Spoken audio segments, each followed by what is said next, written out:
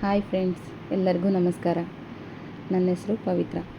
ನಾನು ನಿಮಗೆ ಇವತ್ತು ಹಳ್ಳಿ ಸ್ಟೈಲು ಮೊಳಕೆ ಹುರುಳಿಕಾಳು ಸಾಂಬಾರು ಮಾಡೋದು ಹೇಗೆ ಅಂತ, ಉಪ್ಸಾರು ಮಾಡೋದು ಹೇಗೆ ಅಂತ ಹೇಳ್ಕೊಡ್ತೀನಿ.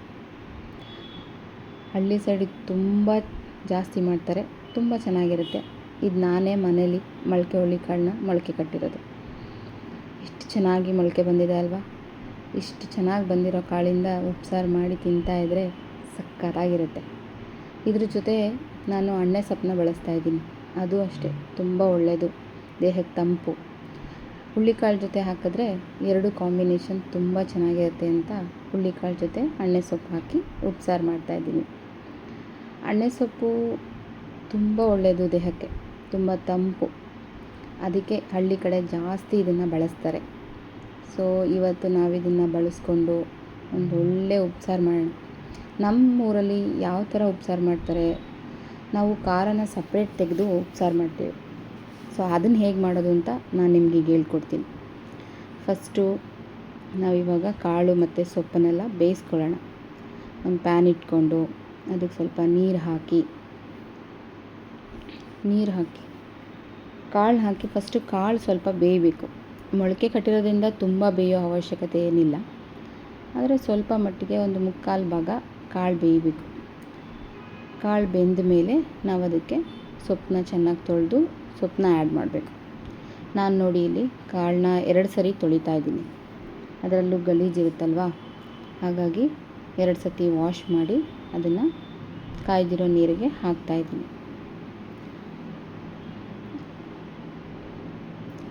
ಚೆನ್ನಾಗಿ ತೊಳೆದು ನೀರಲ್ಲಿ ಅದನ್ನು ಹಾಕಿದ್ಮೇಲೆ ಅದ್ರ ಪಾಡ್ಗದು ಬೇಯ್ತಾ ಇರುತ್ತೆ. ಇನ್ನೊಂದು ಸೈಡ್ ನಾವಿಲ್ಲಿ ಸೊಪ್ಪನ್ನು ವಾಶ್ ಮಾಡ್ಕೊಂಬಿಡೋಣ. ಸೊಪ್ಪನ್ನ ಸ್ವಲ್ಪ ಒಂದು 3 ಸತಿ ತೊಳೆದ್ರೂ ತೊಂದರೆ ಇಲ್ಲ, 3 ಸಲ ತೊಳಿಬೇಕು. ಏಕೆಂದರೆ ಸೊಪ್ಪು ಇದು ಜಾಸ್ತಿ ಮಣ್ಣಲ್ಲಿ ಇರೋದ್ರಿಂದ ಮಣ್ಣು ಜಾಸ್ತಿ ಇರುತ್ತೆ ಸೊಪ್ಪಲ್ಲಿ. ಅದಕ್ಕೋಸ್ಕರ ಒಂದು 3 ಟೈಮ್ಸ್ ಆದರೂ ನೀವು ಸೊಪ್ಪನ್ನ ವಾಶ್ ಮಾಡಬೇಕಾಗತ್ತೆ. ನಾನಿಲ್ಲಿ 3 ಟೈಮ್ಸ್ ವಾಶ್ ಮಾಡ್ಕೊಂಡಿದ್ದೀನಿ. ವಾಶ್ ಮಾಡಿ ತೆಗೆದಿಟ್ಕೊತೀನಿ. ಎಷ್ಟು ವಾಶ್ ಮಾಡ್ತೀವೋ ಅಷ್ಟು ಕ್ಲೀನಾಗಿರುತ್ತೆ, ಏನೂ ಅದರಲ್ಲಿ ಕಲ್ಲು ಎಲ್ಲ ಏನೂ ಇರಲ್ಲ. ಸೊ ಅದನ್ನು ವಾಶ್ ಮಾಡಿ ಸಪ್ರೇಟ್ ತೆಗೆದಿಟ್ಕೊಳ್ಳೋಣ. ಮತ್ತು ಒಂದು ಕಡೆ ಖಾರಕ್ಕೂ ರೆಡಿ ಮಾಡ್ಕೊಳ್ಳೋಣ. ನಾವಿಲ್ಲಿ ಸಪ್ರೇಟ್ ಖಾರ ಮಾಡ್ಕೊತೀವಿ, ಸಪ್ಪೆ ಸಾರು ಬೇರೆ ಇರುತ್ತೆ. ಖಾರ ನಿಮಗೆ ಎಷ್ಟು ಖಾರಕ್ಕೆ ಎಷ್ಟು ಬೇಕೋ ಅಷ್ಟಕ್ಕೆ ಅನುಗುಣವಾಗಿ ಮಾತ್ರ ನಾವು ಖಾರನ ಕಲಿಸ್ಕೋಬೋದು. ಸೊ ಇಲ್ಲಿ ನಾವು ಅಲ್ಲಿ ಕಾಳು ಬೇಯ್ತಾ ಇರುತ್ತಲ್ವ, ಅದಕ್ಕೇ ನಾವು ಮೆಣಸಿನ್ಕಾಯಿನ ಹಾಕ್ಕೋಬೋದು. ಸೊ ಮೆಣಸಿನ್ಕಾಯಿ ಬೇಯೋಕ್ಕೂ ಹಾಕ್ಕೋಬೋದು ಅಥವಾ ಹುರ್ಕೊಂಡು ಮಾಡ್ಕೋಬೋದು. ನಾನಿಲ್ಲಿ ಬೇಯಕ್ಕೆ ಹಾಕ್ಕೊಂಡಿದ್ದೀನಿ. ಏಕೆಂದರೆ ನಮ್ಮ ಕಡೆ ಎಲ್ಲ ಹಸೆಕಲ್ಲು ಒಳ್ಕಲ್ಲೆಲ್ಲ ಇರ್ತಿತ್ತು, ಹುರಿದ್ಬಿಟ್ಟು ಅದರಲ್ಲಿ ಆಡಿಸ್ಬಿಡ್ತಾಯಿದ್ರು, ಚೆನ್ನಾಗಿರ್ತಿತ್ತು. ಬಟ್ ನಮ್ಮ ಮನೆಗಳಲ್ಲೆಲ್ಲ ಮಿಕ್ಸಿ ಇರೋದ್ರಿಂದ ಅದು ಚೆನ್ನಾಗಿ ಗ್ರೈಂಡ್ ಆಗಲ್ಲ. ಸೊ ನಾನಿಲ್ಲಿ ಬೇಯಿಸ್ಕೊತಾ ಇದ್ದೀನಿ.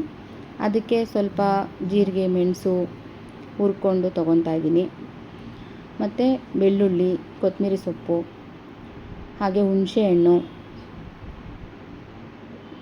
ತೊಗೋಬೇಕು. ಸ್ವಲ್ಪ ಉಪ್ಪು, ರುಚಿಗೆ ತಕ್ಕಷ್ಟು ಉಪ್ಪು ಹಾಕ್ಕೋಬೇಕು. ಸೊ ಇಲ್ಲಿ ಜೀರಿಗೆ ಮೆಣಸನ್ನ ನಾನು ಸ್ವಲ್ಪ ಫ್ರೈ ಮಾಡ್ಕೊತಾ ಇದ್ದೀನಿ. ಲೈಟಾಗಿ ಹುರ್ಕೊಂಡು ಸೈಡ್ಗೆ ಇಟ್ಕೋಬೇಕು. ಸೊ ನಮಗಿಲ್ಲಿ ಕಾಳು ಬೆಂದಿದೆ, ಈ ಮುಕ್ಕಾಲು ಭಾಗ ಕಾಳು ಬೆಂದಿದೆ. ಅದಕ್ಕೆ ನಾವು ಸೊಪ್ಪು ಹಾಕ್ಕೋಬೇಕು.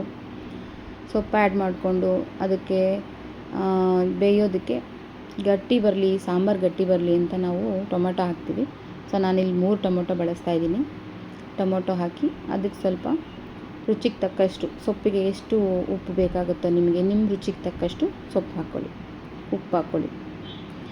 ಸೊ ಇಲ್ಲಿ ಇವಾಗ ಟೊಮೊಟೊ ಬೆಂದಿದೆ, ಕಾಳು ಬೆಂದಿದೆ, ಸೊಪ್ಪು ಕಾಳು ಎಲ್ಲ ಬೆಂದಿದೆ. ಸಪ್ರೇಟ್ ಮಾಡಿಕೊಂಡು ಖಾರಕ್ಕೆ ರೆಡಿ ಮಾಡ್ಕೊಳ್ಳೋಣ. ಖಾರ ಎಲ್ಲ ರೆಡಿ ಆದಮೇಲೆ ಸಾಂಬಾರು ಹೇಗೆ ಮಾಡೋದು ಅಂತ ಹೇಳ್ತೀನಿ. ಆಲ್ಮೋಸ್ಟ್ ಆಗಿದೆ ಸಾಂಬಾರು. ಸೊ ಈ ಖಾರ ಒಂದು ರೆಡಿ ಆಗಬೇಕಷ್ಟೆ. ಇದಂತೂ ತುಂಬ ಚೆನ್ನಾಗಿರುತ್ತೆ, ಮಳೆ ಟೈಮಲ್ಲಂತೂ ಮಾಡ್ಕೊತೀನಿ, ಸೂಪರಾಗಿರುತ್ತೆ. ಈಗ ಒಂದು ಜಾರ್ ತೊಗೊಂಡು ಅದಕ್ಕೆ ನಾವು ಬೇಯಿಸ್ಕೊಂಡಿರೋಂಥ ಮೆಣಸಿನ್ಕಾಯಿ ಹಾಕ್ಕೋಬೇಕು. ಅಷ್ಟು ಹಾಕ್ಕೊಳ್ಳಿ, ನಾವು ಸಪ್ರೇಟ್ ತೆಗಿಯೋದ್ರಿಂದ ಏನು ಖಾರ ಆಗಲ್ಲ. ಮತ್ತು ಜೀರಿಗೆ ಮೆಣಸು ಏನು ಹುರ್ಕೊಂಡಿರ್ತೀವಲ್ಲ ಅದು, ಮತ್ತು ಕೊತ್ತಂಬರಿ ಸೊಪ್ಪು ಮತ್ತು ಬೆಳ್ಳುಳ್ಳಿ ಏನು ತೊಗೊಂಡಿರ್ತೀವಿ ಅದನ್ನು ಹಾಕ್ಕೋಬೇಕು. ಹುಣಸೆಹಣ್ಣು ಹಾಕ್ಕೋಬೇಕು. ಹುಣಸೆಹಣ್ಣು ಅಷ್ಟೇ ತುಂಬ ರುಚಿ ಕೊಡುತ್ತೆ. ಅದೇ ಮೇಯ್ನು ಉಪ್ಸಾರಿಗೆ, ಹುಣಸೆಹಣ್ಣು. ಇದು ಸಪ್ರೇಟ್ ಮಾಡ್ತಾ ಇರೋದ್ರಿಂದ ಇದು ಡ್ರೈ ಥರ ಸ್ವಲ್ಪ ನೀರು ಜಾಸ್ತಿ ಹಾಕ್ಕೊಳ್ದೆ ರುಬ್ಕೋಬೇಕು. ಇದಕ್ಕೆ ಸ್ವಲ್ಪ ಕಾಳು, ಸ್ವಲ್ಪ ಕಾಯಿ, ಒಂದು ಹಿಡಿಯಷ್ಟು ಕಾಳು, ಒಂದು ಹಿಡಿಯಷ್ಟು ಕಾಳು ಹಾಕ್ಕೊಂಡ್ರೆ ನಮಗೆ ಮಿಕ್ಸಿಲಿ ರುಬ್ಬಕ್ಕೂ ಚೆನ್ನಾಗಿರುತ್ತೆ ಮತ್ತು ಟೇಸ್ಟ್ ಕೂಡ ಚೆನ್ನಾಗಿರುತ್ತೆ. ರುಚಿಗೆ ಎಷ್ಟು ಬೇಕೋ ಅಷ್ಟು ಉಪ್ಪು ಹಾಕ್ಕೊಂಡು ಇವಾಗ ರುಬ್ಕೊಂಬಂದ್ಬಿಡೋಣ. ರುಬ್ಕೊಬಂದಿದ್ದಾಯಿತು. ಎಷ್ಟು ಚೆನ್ನಾಗಿ ಕಾಣಿಸ್ತಾ ಇದೆ ಅಲ್ಲ, ಖಾರ ಸೂಪರಾಗಿದೆ. ಆಹಾ, ಬಾಯಲ್ಲಿ ನೀರು ಬರುತ್ತೆ. ಮಾವಿನಕಾಯಿಗೆ ಹಚ್ಕೊಂಡು ತಿನ್ನೋಕ್ಕಾಗಿರ್ಬೋದು, ರೊಟ್ಟಿಗೆ ಹಾಕ್ಕೊಂಡು ತಿನ್ನೋಕ್ಕಾಗಿರ್ಬೋದು, ಸಖತ್ತಾಗಿರುತ್ತೆ ಫ್ರೆಂಡ್ಸ್. ನೀವು ಟ್ರೈ ಮಾಡಿ, ಸೂಪರಾಗಿರುತ್ತೆ. ಆಲ್ಮೋಸ್ಟ್ ಎಲ್ಲರಿಗೂ ಈ ಡಿಶ್ಶು ಹಳ್ಳಿ ಸೈಡಲ್ಲಿರೋರಿಗೆ ಎಲ್ಲರಿಗೂ ಗೊತ್ತಿರುತ್ತೆ, ತುಂಬ ಚೆನ್ನಾಗಿರುತ್ತೆ. ನಾನು ಇದನ್ನು ಸ್ಟೋರ್ ಮಾಡಿ ಇಟ್ಕೊತೀನಿ. ಸ್ವಲ್ಪ ಫ್ರಿಡ್ಜಲ್ಲಿ ಇಟ್ಕೋಬೋದು. ಈ ಥರ ಒಂದು ಬಾಕ್ಸ್ಗೆ ಹಾಕ್ಕೊಂಡು ನಾವು ಸ್ಟೋರ್ ಮಾಡಿ ಇಟ್ಕೋಬೋದು. ನಾನು ಈ ಥರ ಒಂದು ಬಾಕ್ಸ್ಗೆ ಹಾಕಿ ಫ್ರಿಡ್ಜಲ್ಲಿ ಸ್ಟೋರ್ ಮಾಡ್ಕೋತೀನಿ. ರೊಟ್ಟಿಗೆ ಬೇಕಾದರೆ ರೊಟ್ಟಿಗೆ, ಮಾವಿನಕಾಯಿಗೆ, ಸೊ ಏನಾದರೂ ಎಮರ್ಜೆನ್ಸಿ ಇದ್ರೂ ನಾವು ಇದನ್ನು ಬಳಸ್ಕೋಬೋದು. ಹಾಗಾಗಿ ನಾನು ಇದನ್ನು ಸ್ಟೋರ್ ಮಾಡಿ ಎತ್ತಿಟ್ಕೊತೀನಿ. ಮತ್ತು ಅದೇ ಜಾರ್ಗೆ ನಾವು ಇನ್ನೊಂದು ಸ್ವಲ್ಪ ಕಾಳು ಮತ್ತು ಬೇಯಿಸಿರೋ ಅಂಥ ಟೊಮೊಟೊ ಹಾಕ್ಕೋಬೇಕು. ಯಾಕೆ ಅಂತಂದರೆ ಅದು ಸಾಂಬಾರು ತಿಳಿ ಸಾರು ಇರುತ್ತಲ್ವ, ಸೊ ಇದನ್ನು ಸ್ವಲ್ಪ ತರ್ತರಿಯಾಗಿ ರುಬ್ಬಿ ನಾವು ಆ ತಿಳಿ ಸಾರಿಗೆ ಆ್ಯಡ್ ಮಾಡೋದ್ರಿಂದ ಸ್ವಲ್ಪ ಗಟ್ಟಿ ಬರುತ್ತೆ ಸಾಂಬಾರು. ಸೊ ಯಾವ ರೀತಿ ಬರುತ್ತೆ ಅಂತ ನಾನು ತೋರಿಸ್ತೀನಿ ನೋಡಿ. ಈ ಥರ ತರ್ತರಿಯಾಗಿ ರುಬ್ಕೊಂಡು ಬರಬೇಕು. ಇದನ್ನು ನಾವು ಸಪ್ಪೆಸರನ್ನ ಬೇಯಿಸಿರ್ತೀವಲ್ವ, ಸೊಪ್ಪು ಮತ್ತು ಕಾಳು ಬೇಯಿಸಿರ್ತೀವಲ್ವ, ಆ ನೀರು ಜೊತೆ ಮಿಕ್ಸ್ ಮಾಡಬೇಕು. ನೀರು ಜೊತೆ ಮಿಕ್ಸ್ ಮಾಡಿ ಅದಕ್ಕೆ ಸ್ವಲ್ಪ ನಿಮಗೆ ರುಚಿಗೆ ಬೇಕಾದರೆ ಸಾಲ್ಟ್ ಹಾಕ್ಕೊಳ್ಳಿ. ಯಾಕೆಂದರೆ ಬೇಯವಾಗಲೇ ಹಾಕಿರ್ತೀವಿ.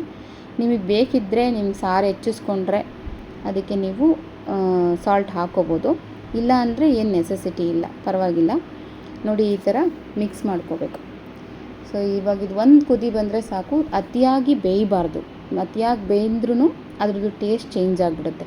ಸೊ ಇದು ಈ ಒಂದು ನೋಡಿ ಸಾಂಬಾರು ಇವಾಗ ಒಲೆ ಮೇಲೆ ಇಟ್ಕೊಂಡಿದ್ದೀನಿ. ಒಂದು ಕುದಿ ಬಂದಿದೆ ಸಾಕು. ಇಷ್ಟು ಬೆಂದರೆ ಸಾಂಬಾರು ರೆಡಿ ಆಯಿತು ಅಂತ ಅದನ್ನು ಇಳಿಸ್ಕೊಂಡು, ಸೊ ಈಗ ನೆಕ್ಸ್ಟು ಸ್ವಲ್ಪ ಸೊಪ್ಪು ಕಾಳನ್ನೆಲ್ಲ ಒಗ್ಗರಣೆ ಮಾಡ್ಕೊಳ್ಳೋಣ. ಸ್ವಲ್ಪ ಎಣ್ಣೆ ಹಾಕ್ಕೊಂಡು ಒಂದು ಈರುಳ್ಳಿ, ಒಂದೆರಡು ಮೆಣಸಿನ್ಕಾಯಿ ಹಾಕಿದ್ರೆ, ಬೆಳಗ್ಗೆ ಮೆಣಸಿನ್ಕಾಯಿ ಹಾಕಿ, ಅಂದರೆ ಹಾಗೆ ತಿಂದರೆ ಚೆನ್ನಾಗಿರಲ್ಲ. ಒಂದು ಸ್ವಲ್ಪ ಈರುಳ್ಳಿ ಮತ್ತು ಕಾಯಿ ಒಗ್ಗರಣೆ ಹಾಕಿ ಸೊಪ್ಪು ಕಾಳು ತಿಂದರೆ ತುಂಬ ಚೆನ್ನಾಗಿರುತ್ತೆ, ಟೇಸ್ಟಿಯಾಗಿರುತ್ತೆ.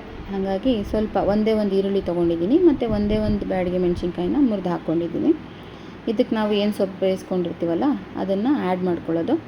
ಅದನ್ನು ಹಾಕ್ಕೊಂಡು ಮತ್ತು ಅದಕ್ಕೆ ಸ್ವಲ್ಪ ಎಷ್ಟು ನಿಮಗೆ ರುಚಿಗೆ ತಕ್ಕಷ್ಟು ಸಾಲ್ಟ್ ಹಾಕ್ಕೋಬೋದು. ಮತ್ತು ಕಾಯಿ ತುರಿ ತುಂಬ ಇಂಪಾರ್ಟೆಂಟ್. ಯಾಕೆಂದರೆ ಕಾಯಿ ತುರಿ ಅಂದರೆ ಅದು ಒಂದು ಟೇಸ್ಟ್ ಕೊಡುತ್ತೆ ಪಲ್ಯಕ್ಕೆ. ಸೊ ಅದನ್ನು ಆ್ಯಡ್ ಮಾಡಿಕೊಂಡ್ರೆ ಪಲ್ಯ ರೆಡಿ ಆಗುತ್ತೆ. ಸೊ ಬನ್ನಿ ಈಗ ಸರ್ವ್ ಮಾಡೋಣ. ನಾನಿಲ್ಲಿ ಮುದ್ದೆ ಮಾಡ್ಕೊಂಡಿದ್ದೀನಿ. ಮುದ್ದೆ ಮತ್ತು ಅದಕ್ಕೆ ಪಲ್ಯ ಆ್ಯಡ್ ಮಾಡ್ಕೋಬೇಕು. ಪಲ್ಯ ಅಂದರೆ ಸೊಪ್ಪು ಕಾಳು ಸಖತ್ತಾಗಿ ಬಂದಿದೆ, ಸೂಪರಾಗಿದೆ. ಟೇಸ್ಟ್ ಮಾತ್ರ ಹೇಳೋಕ್ಕಾಗಲ್ಲ. ಅದನ್ನು ನೀವು ಮಾಡಿ ಟೇಸ್ಟ್ ಮಾಡಬೇಕು. ತುಂಬ ಚೆನ್ನಾಗಿ ಬಂದಿದೆ ಸಾಂಬಾರೆಲ್ಲ. ಅದಕ್ಕೆ ನೋಡಿ ನಾವು ಈ ಥರ ಸಪ್ಪೆ ಸಾರು, ಇದರೊಳಗಡೆ ನಾವು ಖಾರ ಕಲಿಸಲ್ಲ, ಸಪ್ರೇಟ್ ಈ ಥರ ಖಾರ ಹಾಕ್ಕೋತೀವಿ. ನಮ್ಗೆ ಎಷ್ಟು ಖಾರ ಬೇಕೋ ಅಷ್ಟು ಖಾರನ ಆ್ಯಡ್ ಮಾಡ್ಕೊತೀವಿ. ರೆಡಿಯಾಗಿದೆ. ಇವಾಗ ಸರ್ವ್ ಮಾಡಿದ್ದೀನಿ. ಇದಕ್ಕೆ ಸ್ವಲ್ಪ ನಿಂಬೆಹಣ್ಣು ರಸ ಹಾಕ್ಕೊಂಡಿದ್ದೀನಿ. ಇನ್ನೂ ಟೇಸ್ಟ್ ಎಕ್ಸ್ಟ್ರಾ ಆಗುತ್ತೆ, ತುಂಬ ಚೆನ್ನಾಗಿರುತ್ತೆ. ಸೊ ಸಬ್ಸ್ಕ್ರೈಬ್ ಮಾಡಿ, ಲೈಕ್ ಮಾಡಿ, ಕಮೆಂಟ್ ಮಾಡಿ, ಶೇರ್ ಮಾಡಿ, ನನ್ನ ಸಪೋರ್ಟ್ ಮಾಡಿ. ನಿಮ್ಮ ಸಪೋರ್ಟ್ ನನಗೆ ತುಂಬ ಇಂಪಾರ್ಟೆಂಟು. Thank you.